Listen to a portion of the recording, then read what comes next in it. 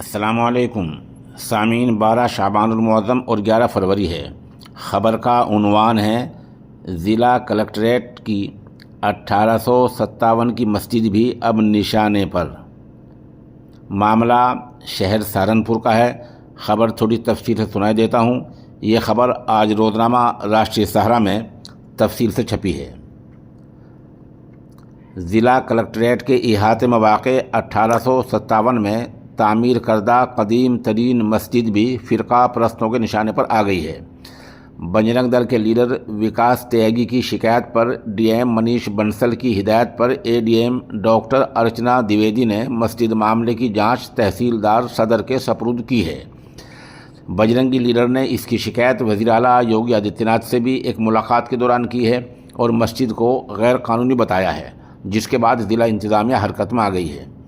وکاس تیاگی نے بغیر کسی ثبوت کے دعویٰ کیا ہے کہ مسجد کی تعمیر گزشتہ کچھ سال پہلے کی گئی ہے، جبکہ شہر کے سب سے سینئر ایڈوکیٹ اور 1 سے زائد اردو انگریزی کتابوں کے مصنف 90 سالہ انور علی ایڈوکیٹ نے وکاس تیاگی کے اس دعوے کو غلط بتایا اور دعوے کو عدم واقفیت کا ثبوت دیا۔ کہا کہ انہیں اس کا علم نہیں ہے۔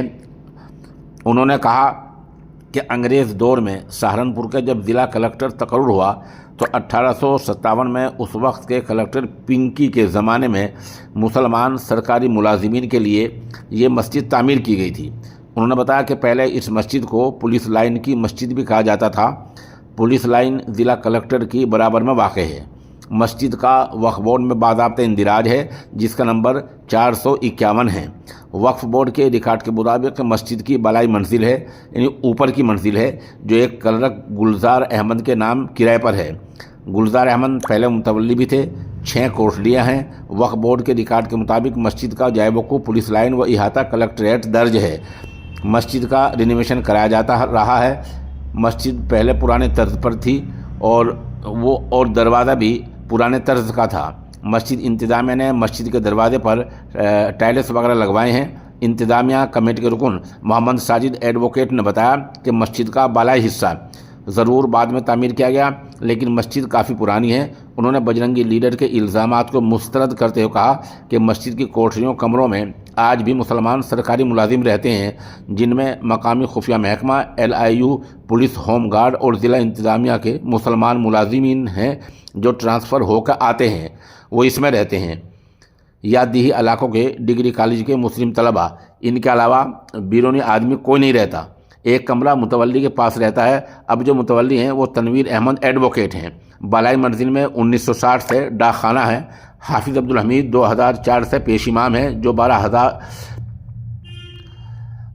بجرنگی لیڈر وکاس تیاگی نے مسجد کو نہ صرف غیر قانونی ہونے کا دعویٰ کیا ہے اور یہ بھی کہا کہ مسجد کے کمروں میں ایک کمرے میں مولوی صاحب رہتے ہیں، باقی کمرے اور ڈاک خانے ہیں۔ کمروں میں بیرونی لوگ آتے رہتے ہیں اور کرایہ مسجد کو جاتا ہے۔ بیرونی لوگوں کا آنا جانا رہتا ہے۔ مسجد سے ملحقی ضلع کلکٹریٹ دفتر ہے، جہاں انتہائی رازداری کے سرکاری امور بھی انجام دیے جاتے ہیں۔ بجرنگی لیڈر وکاس تیاگی نے اپنی شکایت میں سرکار سے اس کی جانچ کا مطالبہ کیا ہے، جس کے بعد اے ڈی ایم منیش بنسل نے اے ڈی ایم ڈاکٹر ارچنا دیوی سے مطالبہ کیا ہے۔ بجرنگی لیڈر وکاس تیاگی کی اس شرنگیزی کے پس پشت فرقہ پرست تنظیموں کا ہاتھ ہو سکتا ہے۔ ضلع کلکٹریٹ کی مسجد کو لے کر مسلمانوں میں شدید تشویش پائی جاتی ہے اور خدشات کا اظہار کیا جا رہا ہے۔ سامعین، یہ معجون ہیں طاقت کا خزانہ۔ عمر کے ساتھ ساتھ جو کمزوری آ جاتی ہے، یہ اس کو دور کرنے کے لیے بہت مفید ثابت ہوا ہے۔